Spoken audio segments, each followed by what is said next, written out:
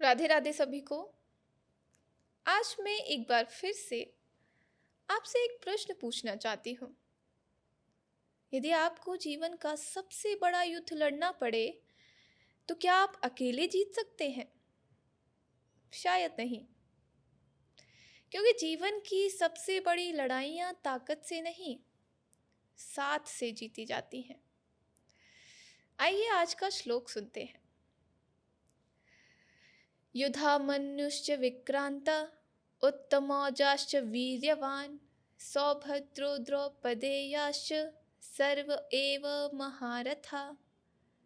अर्थात दुर्योधन कहता है, हे आचार्य, युधामन्यु, वीर उत्तमौजा, अभिमन्यु और द्रौपदी के पांचों पुत्र भी महान महारथी हैं।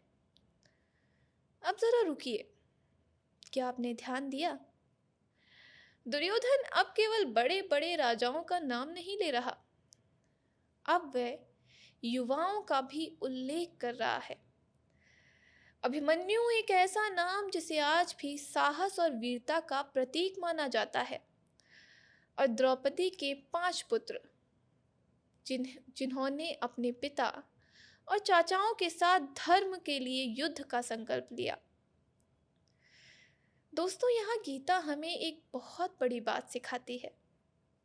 धर्म की रक्षा केवल बुजुर्ग नहीं, बल्कि नई पीढ़ी भी उतनी ही महत्वपूर्ण होती है उसके लिए। यदि किसी समाज के युवा सही दिशा में खड़े हो जाएं, तो उस समाज को कोई पराजित नहीं कर सकता।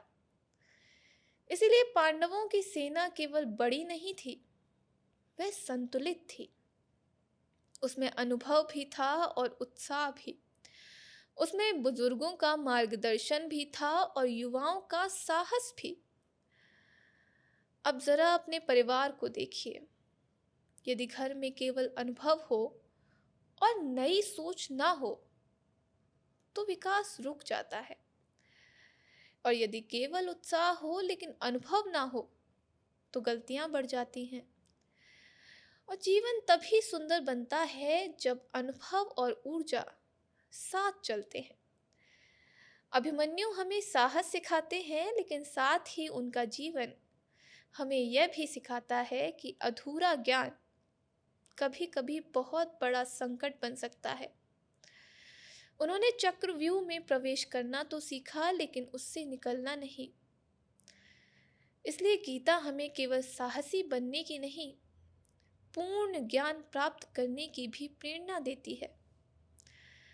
आज सोशल मीडिया पर हम 2 मिनट की वीडियो देखकर स्वयं को विशेषज्ञ समझने लगते हैं। थोड़ी सी जानकारी और पूरा आत्मविश्वास।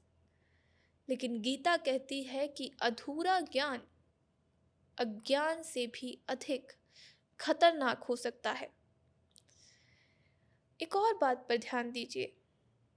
द्रौपदी के 5 पुत्रों में भी युद्ध भूमि में थे। इसका अर्थ क्या है? जब उद्देश्य धर्म का हो तो पूरा परिवार उसके साथ खड़ा होता है।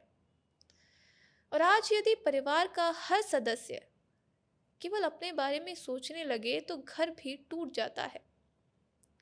और जब सब एक उद्देश्य से जुड़ जाएं तो छोटी सी शक्ति भी बड़ी बन जाती है। और यही पांडवों की सबसे बड़ी ताकत थी। वे केवल रिश्तों से जुड़े नहीं थे, वे एक ही उद्देश्य से जुड़े हुए थे। याद रखिए, रिश्ते खून से बनते हैं, लेकिन परिवार उद्देश्य से बनता है। और जीवन में सफलता भी अकेले नहीं मिलती। हर सफल व्यक्ति के पीछे कुछ ऐसे लोग होते हैं जो मंच पर कभी दिखाई नहीं देते, लेकिन उसके साथ चट्टान की तरह खड़े रहते हैं। और इसी के साथ आज का जीवन सूत्र है, अकेला व्यक्ति तेज जरूर चल सकता है, लेकिन जो लोग एक महान उद्देश्य के साथ चलते हैं वही इतिहास बनाते हैं।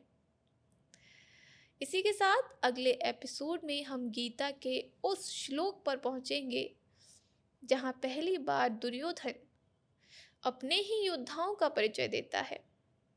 और वहीं से हमें समझ आएगा कि एक नेता अपनी टीम का परिचय कैसे देता है और उसका मन वास्तव में क्या सोच रहा होता है। और यहीं से गीता का मनोविज्ञान और भी गहरा होने वाला है। तब तक के लिए राधे राधे सभी को।